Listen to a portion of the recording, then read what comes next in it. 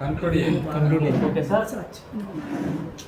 So మాతో పాటు ఈ విజేతల లిస్టులో ఈ సంవత్సరం ఎవరైతే ప్రిపేర్ అవుతుందో ఇంకా సార్ కానీ కృష్ణన్న కానీ నరేందర్ సార్ కానీ ఇంకో చాలామంది ఉన్నారు, వాళ్ళు కూడా నెక్స్ట్ ఇయర్ ఈ లిస్టులో ఏరాలని మనస్ఫూర్తిగా కోరుకుంటూ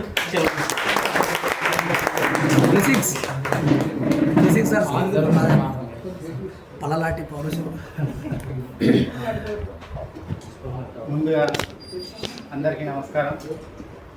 మన లక్ష్మణ్ సార్కి అన్నకు అందరికీ నమస్కారం.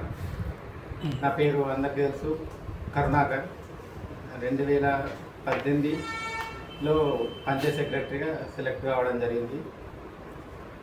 2019 ఏప్రిల్ 15వ డేట్ రోజు మేము జాయిన్ అయినాం పంచాయత్ సెక్రటరీగా. నేను ఇక్కడ లైబ్రరీకి వచ్చింది 2017లో.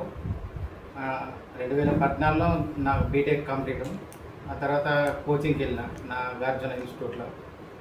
2015 వరకు అక్కడనే ఉన్నా. 16-17 వరకు ఇంటి దగ్గర ఉండి చదువుకున్నాను. ఎందుకంటే నేను చదువుకున్న స్కూల్ అప్పుడు మేము స్కూల్కి వెళ్ళే టైంలో 4కు 10th అప్పుడు 4కు లేచి రెడీ అయ్యి 5 to 8 వరకు చదువుకునే అలవాటు ఉంటుండే. కూర్చొని ఓపికగా చదివే అలవాటు ఉంది. అదే బేస్ మీద ఇంటి దగ్గరనే ఉండి నాకు ఇబ్బంది లేకుండా ఇంటిగానే చదువుకున్నా. 2017లో ఈ లైబ్రరీ పెట్టినప్పుడు కూడా ఇట్లా వెళ్తుంది. ఇక్కడనే మా ఇల్లు ఉంటుండే. మార్కెట్కి వెళ్ళినా ఎటు వెళ్ళినా అని ఇక్కడ బోర్డు చూసేవాళ్ళం, అక్షర చైతన్య లైబ్రరీ అని ఉంటుండే. కానీ అది ఫీ కావచ్చు, అందులోకి మనం వెళ్తామా లేదా అని ఒక అపోహ ఉండే. ఒక 2017లో ఒకసారి మా ఫ్రెండ్ తీసుకొని వచ్చిండు, వెళ్ళొచ్చు ఫ్రీ ఇక్కడ అందరూ ఎవరైనా వెళ్తారు అనేసరికి ఒకసారి వచ్చిన అన్నట్టు ఎగ్జామ్, గ్రూప్ 2 ఎగ్జామ్ ముందు వచ్చిన. 2-3 టైమ్స్ వచ్చిన.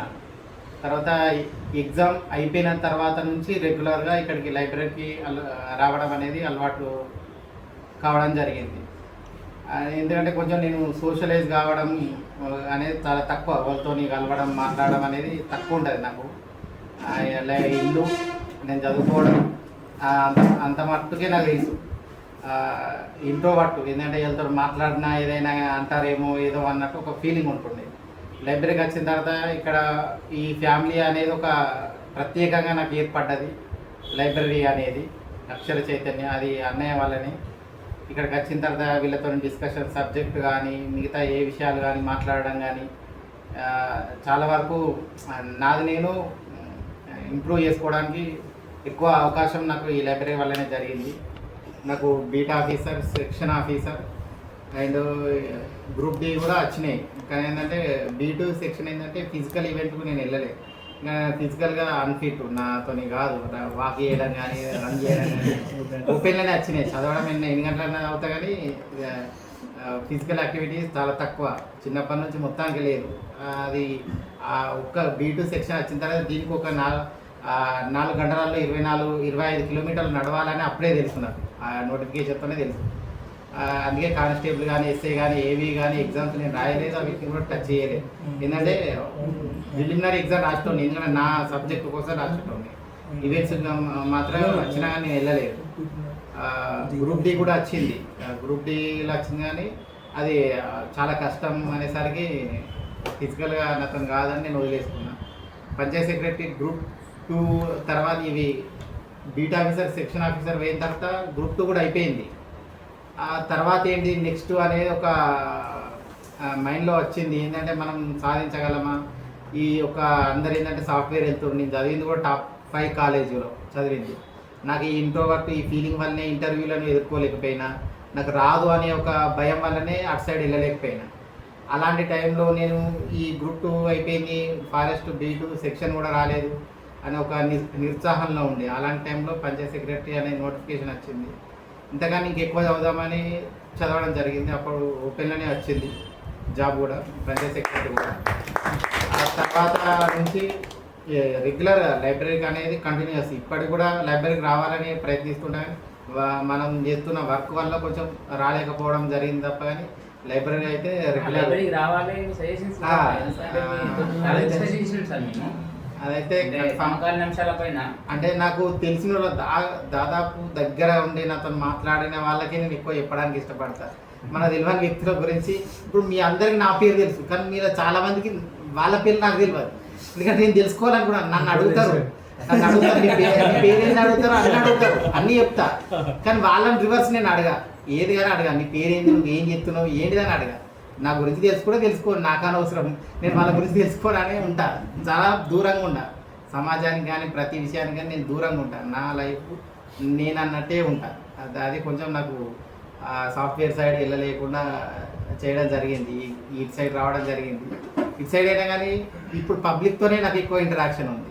ఇప్పుడు నాకు నేను చేసే విలేజ్లో నాకు ఇప్పుడు కళ్ళు మూసుకున్నా కానీ ఏ పర్సన్ ఎక్కడ ఉంటాడు, ఏ గల్లీ అనేది మొత్తం పేరుతో సహా తెలుసు.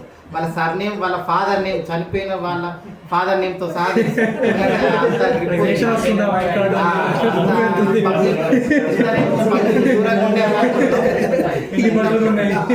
ఎంత పబ్లిక్ దూరంగా ఉండే వ్యక్తినో అంత పబ్లిక్ దగ్గర అయ్యే జాబ్ నేను చేస్తున్నా.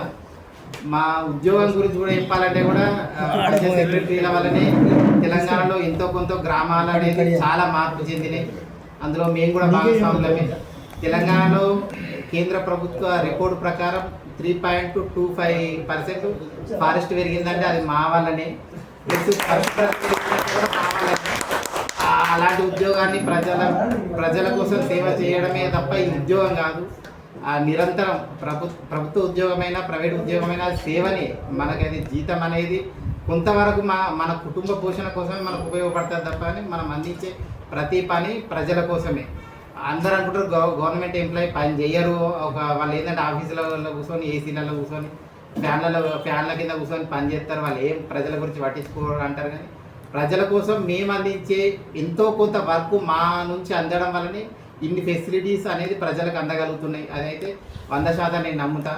ఇంకోటి ఏంటంటే ఈ ఆస్పిరెంట్స్ చదవాలనుకున్న వాళ్ళకు కూడా నేను మొన్న నోటిఫికేషన్ చాలా మిస్ అయినా. నాకు అది నాకు బ్యాడ్లకి ఏంటంటే ఆ టైంలోనే ఎలక్షన్ వర్క్ ఉండే, 2 సెక్రటరీలు నా పక్కన వాళ్ళు ఈ గ్రూప్ 2 కోసం లీవ్ పెట్టడం వల్ల నేను 3 జీపీలు చేయాల్సి వచ్చింది.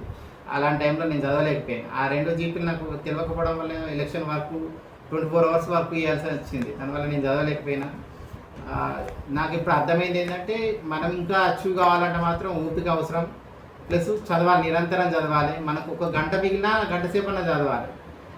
మనం చదవక మధ్యలో గ్యాప్ ఇచ్చి ఉంటే మాత్రం అది సాధ్యం కాదు. ఏ జాబ్ అయినా కానీ, ప్రభుత్వమైనా ప్రైవేట్ అయినా కానీ. ప్రైవేట్లో కూడా టార్గెట్స్ ఉంటాయి, ప్రభుత్వంలో కూడా టార్గెట్స్ ఉంటాయి. మనం ప్రతిదీ నిరంతరం నేర్చుకోవడమే. అది నువ్వు ఈరోజు అచీవ్ అయినావంటే ఇది కంప్లీట్ అయినట్టు కాదు. ఇంకో టాస్క్ ఏర్పడితేనే ఉంటుంది. మనం బతుకున్న రోజులు అది జరుగుతూనే ఉంటుంది. అదేవిధంగా అచీవ్ అయిన వాళ్ళు కూడా మిగతా అంశాలపైన కూడా తెలుసుకోవాల్సిన అవసరం ఉంది. మనం ఏంటంటే బుక్స్ ఉంటాయి, ఓన్లీ కాంపిటీషన్ బుక్స్ చదువుదాం, మనకి మిగతా అవసరం లేదనే ఆలోచన ఉండద్దు. అన్ని రకాల బుక్స్ చదవాలి, అన్ని విషయాలు తెలుసుకోవాలి. అది తెలుసుకోవడం అంటే మనం తెలుసుకున్న విషయాన్ని ఇతరులకు చెప్పడం కూడా అత్యంత ముఖ్యమైనది. ఇక్కడ లైబ్రరీ నేను జాయిన్ అయిన 2015లోనే ఇక్కడికి వచ్చినప్పటి నుంచి ఇప్పటి వరకు నాకు ఈ అనుబంధం ఉంది. అన్నయ్య వాళ్ళని ఎక్కువ ప్రోత్సహించాడు. నాకు ఆ విషయంలో గ్రూప్ 1:3 ఉన్నప్పుడు నాకు చూపించి ఇట్లా ఇంటర్వ్యూకు ప్రిపేర్గా అని చెప్పడం జరిగింది. అది ఇప్పటికి గుర్తు. కొనతం దిలీప్ వాళ్ళు వచ్చినప్పుడు కూడా ఆ పర్సన్ ఆ టైంలో తెలియదు. మాకు చదువుకున్న బుక్లలో ఆయన గురించి కూడా తెలంగాణ ఉద్యమం ఆ టైంలో ఆయన ఇంటర్వ్యూ చేసి మాట్లాడించిన ఫొటోస్ ఇప్పటికి ఉన్నాయి. ఎప్పటికీ మెమరబుల్. ఈ లైబ్రరీ అయితే ఎప్పటికీ మర్చిపోతున్నాం.